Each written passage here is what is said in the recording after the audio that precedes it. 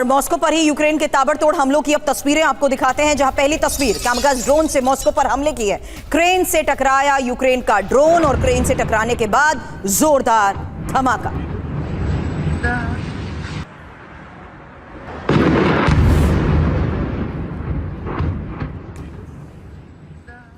लगातार हो रहे धमाकों के बीच ये वो तस्वीर है जिससे साफ है कि कैसे यूक्रेन लगातार मॉस्को को टारगेट कर रहा है। ये कामिकाज़ी ड्रोन से मॉस्को पर हुए हमले की वो तस्वीर है जहां जोरदार धमाका हुआ। मॉस्को पर यूक्रेन का एक और बड़ा हमला, क्रेन से टकराते ही यूक्रेन का ड्रोन क्रैश।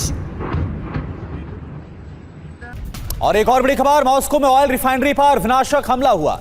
रिफाइनरी के स्टोरेज टैंक से टकराया है ड्रोन, हवा में कई फीट उछला है टैंक का ढक्कन। ये देखिए आप, हैरान करने वाली तस्वीर आपको।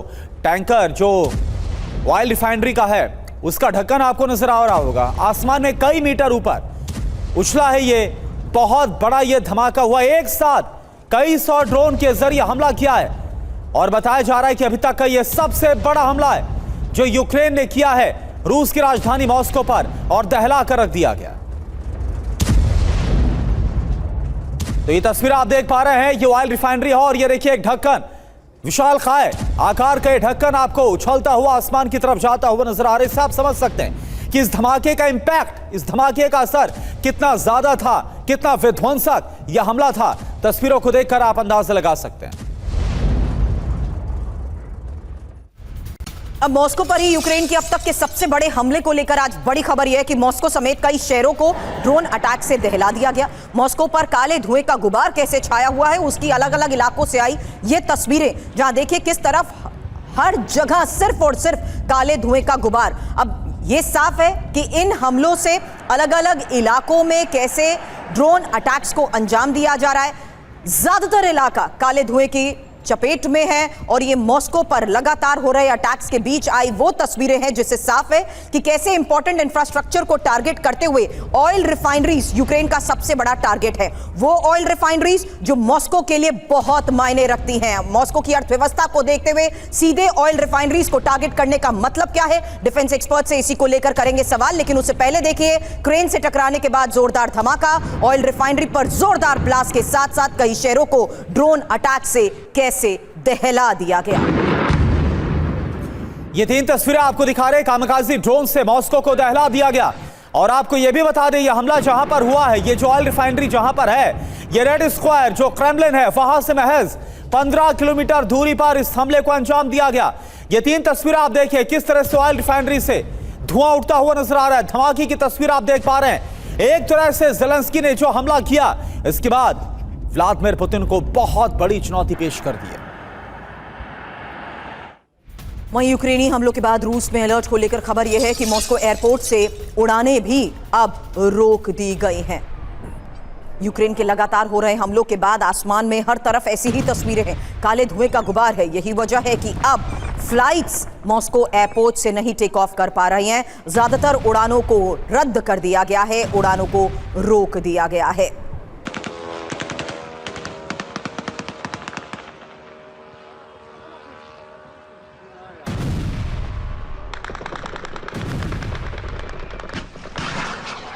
तो मॉस्को पर लगातार हो रहे हमलों के बीच एक और तस्वीर सामने आई है, जहां देखिए किस तरीके से इलाके में हर तरफ आग का ये मंजर। और खबर यही है कि इस यूक्रेन की तरफ से हो रहे लगातार हमलों के बाद, इन हमलों के बाद अब एयरपोर्ट्स पर भी फ्लाइट्स को रोक दिया गया है। और एक और बड़ी खबर हमलों के बाद की सामने आई है तस्वीर, कई इलाकों में जबरदस्त तबाही मची है। तस्वीरों में सिर्फ आग ही आग नजर आ रही है। तस्वीर भी आपको दिखाते हैं, ये देखिए आप, ड्रोन के जरिए जो हमला किया गया, कामकाजी ड्रोन के जरिए दहला कर रख दिया गया। और खबर यह है 1000 ड्रोन और मिसाइल के जरिए यूक्रेन की तरफ से प्रहार किया गया है। और उसके बाद अलग अलग ठिकानों पर मॉस्को पर जो हमला किया गया, रूस की राजधानी कैसे जल उठी है। तो 1576 दिन बाद मॉस्को पर सबसे बड़ा हमला। कितने ड्रोन दागे गए हैं? 1000 से ज्यादा। कितनी मिसाइलें दागी गई हैं? 7 स्कैंदर और MS-400 बैलिस्टिक मिसाइल से हमला हो रहा है। हमले हो कहां रहे हैं? रिफाइनरीज को टारगेट किया जा रहा है, एनर्जी सेंटर्स हिट किए जा रहे हैं, रिहायशी इमारतें इसकी चपेट में हैं। हालांकि 555 से ज्यादा ड्रोन्स को नष्ट करने का भी दावा किया जा रहा है, जबकि 4 क्रूज मिसाइल्स को तबाह कर दिया गया।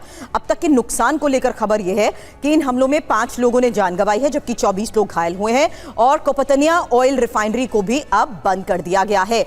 संजय सोई सर, 1576 दिन, क्या वाकई यूक्रेन अभी तक इतना मजबूत है? और कैसे सर? सीधे मॉस्को पे उसके इंपॉर्टेंट इंफ्रास्ट्रक्चर्स, उसकी ऑयल रिफाइनरीज को टारगेट करने की स्ट्रैटेजी में वो इस हद तक कामयाब कैसे हो रहा है? और मेरा सवाल ये भी है सर, ये ड्रोन अटैक्स कहां से हो रहे हैं? कितना नजदीक और कितना अंदर वो मॉस्को के आ चुका है? बिल्कुल सुरभि जी, ऐसा है, देखिए अभी 2 साल पहले, जैसा बता रहे 1000 दिन होने वाले हैं, 4.5 साल होने वाले हैं, लेकिन जंग अभी भी जारी है। एक तरफ से रशिया की ग्राइंडिंग, जैसे एट्रिशन ऑफ वॉर चल रही है, धीरे धीरे वो पूर्वी यूक्रेन की तरफ एक एक गांव करके कब्जा करते जा रहे हैं। डोनबास, लुहांस्क इलाके को पूरा कंट्रोल करने की उनकी कोशिश है। दूसरी तरफ यूक्रेन के जो हौसले पहले से हम देख रहे हैं ज़्यादा मजबूत हैं। पहले डिफेंसिव होता था कि रशिया अटैक करता था, उनका एयर डिफेंस वगैरह काम करता था, लेकिन कुछ समय से हमने देखा कि ये काफ़ी अटैक मोड में है। और जब वो मॉस्को तक अगर हमला करते हैं, जो कि तकरीबन 500 से 600 किलोमीटर दूर पड़ जाता है, तो एक बड़ी टेक्नोलॉजी एडवांस है। दूसरा, जो उनके जेट पावर ड्रोन्स हैं जो यूक्रेन में ही बन रहे हैं अभी, उनका इस्तेमाल कर रहे हैं, साथ साथ में कामिकाज़ी ड्रोन का इस्तेमाल कर रहे हैं। लॉन्ग रेंज इंटेलिजेंस और जो टेक्नोलॉजिकल एडवांसमेंट की वजह से कहीं ना कहीं एक पासा पलट रहा है, कहीं क्योंकि इनको यूरोपियन यूनियन की बहुत मदद मिल रही है। यूरोपियन यूनियन नहीं चाहता है कि यूक्रेन किसी प्रकार से सरेंडर करे, वो चाहते हैं कि यूक्रेन और रशिया की लड़ाई जारी रहे, ताकि रशिया उनके लिए खतरा ना बने।